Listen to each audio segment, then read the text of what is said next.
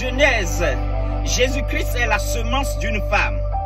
Dans l'Exode, il est l'agneau pascal. Dans Lévitique, il est notre sacrificateur. Dans Nombre, il est la colonne de nuage dans la journée et la colonne de feu dans la nuit. Dans Deutéronome, il est le prophète comme Moïse. Dans Josué, il est le capitaine de notre salut. Dans Juge, il est notre juge et notre législateur. Dans Ruth, il est notre parent rédempteur. Dans 1er et 2 Samuel, il est notre prophète de confiance. Dans Roi et dans les Chroniques, il est notre roi qui règne. Dans Ezra, il est le reconstructeur des murs brisés de la vie humaine. Dans Esther, il est notre Mardoché. Dans Job, il est notre rédempteur qui vit à jamais. Dans les Psaumes, il est notre berger. Dans Proverbes et dans les Ecclésiastes, il est notre sagesse. Dans les Cantiques des Cantiques, il est notre époux bien-aimé. Dans Ésaïe, il est le prince de paix.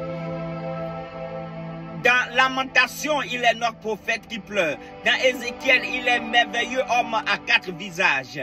Dans Daniel, il est le 4e homme vivant dans la fournaise ardente. Dans Osée, il est un mari fidèle qui s'est marié à une rétrograde. Dans Joël, il est celui qui baptise avec le Saint-Esprit et le feu. Dans Amos, il est celui qui s'est chargé de nos fardeaux. Dans Abdias, il est puissant pour sauver. Dans Jonas, il est notre grand missionnaire étranger. Dans Michée, il est le messager au beau pied. Dans Naoum, il est le défenseur des élus de Dieu.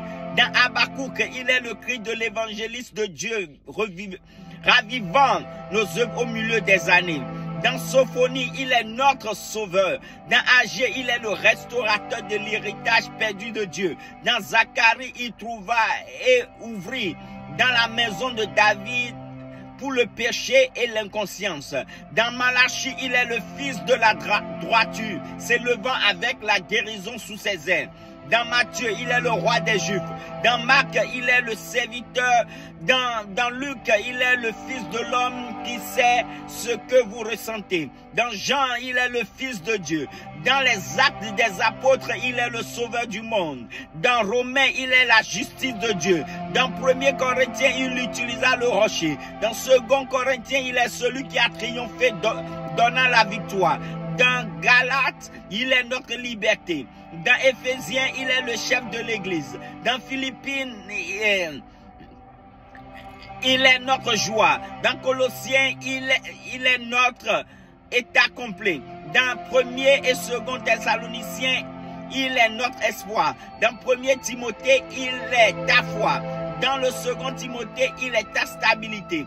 Dans Philémon, il est ton bienfaiteur. Dans Tite, il est la vérité. Dans Hébreu, il est ta perfection. Dans Jacques, il est la puissance derrière ta foi. Dans 1er Pierre, il est ton exemple. Dans 2 Pierre, il est ta pureté. Dans 1er Jean, il est ta vie. Dans 2 Jean, il est ton modèle. Dans 3e Jean, il est ta motivation. Dans Jude, il est la fondation de ta foi. Dans Apocalypse, il est ton roi qui revient. Il est le premier et le dernier, le commencement et la fin. Le gardien de la création, le créateur de tous. Il est l'architecte de l'univers, le directeur de tous les temps. Il a toujours été, il est et il sera pour toujours. Insensible, il ne change jamais. Il n'y a point d'ombre de changement en lui. Oh, il n'a jamais été vaincu. Il a pris nos meurtrissures pour nous donner la guérison. Il a été cloué et torturé.